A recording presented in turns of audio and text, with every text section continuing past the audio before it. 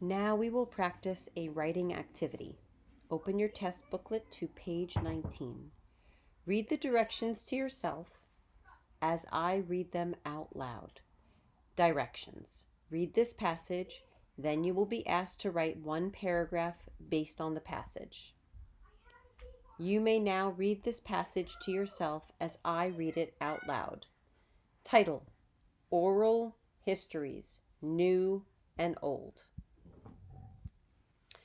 An oral history involves obtaining, recording, and preserving people's memories. It is a kind of interview in which one person recalls events or circumstances from the past, and another person records the interview in order to preserve it. The means of recording can vary from taking notes by hand to using audio and video technologies.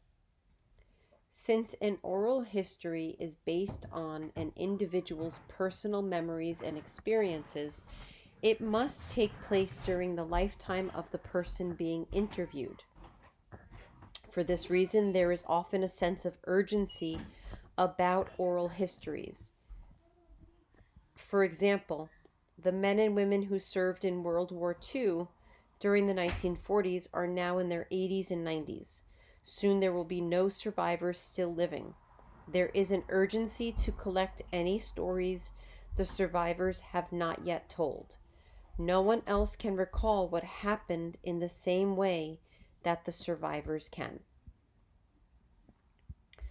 Oral histories focus on the lives of ordinary people and also enhance what we know about public figures.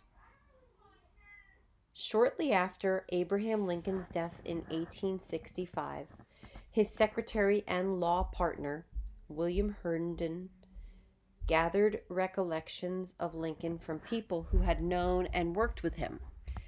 Similarly, soon after Bill Clinton left the presidency, former officials from his administration began to record their memories of what they had experienced while working with Clinton. These oral histories greatly improve our understanding about these presidencies. The story of the civil rights movement in this country also has been told through oral histories. Many projects begun over the last 50 years have captured the voices of men, women, and children who participated in the national effort by Black people and others in the 1950s and 1960s to eliminate segregation and gain equal rights. Still, other oral history projects have been conducted within communities to document the lives of longtime residents or local leaders. Students in middle and high schools frequently conduct oral history projects as part of their education. Although these projects are of a smaller scale, they serve to record people's experiences that would otherwise be lost. Oral histories is not new. Although technologies may have changed the methods, it remains the oldest type of historical documentation. Over the years, the goal has remained the same: to tell history in the voices of those who experienced it. Look at question 13 on page 20 of your test booklet. Now read the directions below to yourself as I read them out loud. The passage Oral Histories New and Old mentions several oral history projects. Who would you like to interview for an oral history project and why? Write one paragraph to tell who you would interview for an oral history project and why you would choose that person. Use your own ideas and ideas from the passage to help you write.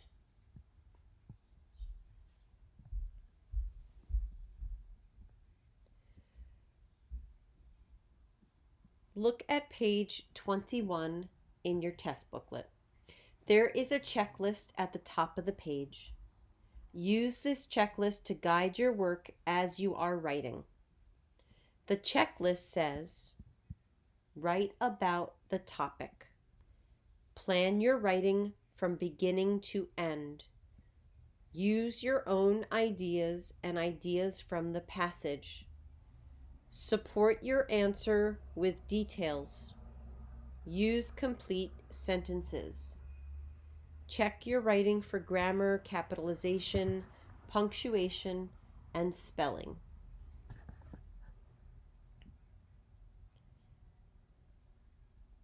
Read the directions below to yourself as I read them out loud.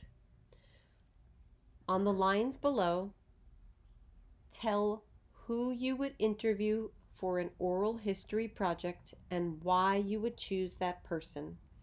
Remember to use your own ideas and ideas from the passage to help you write.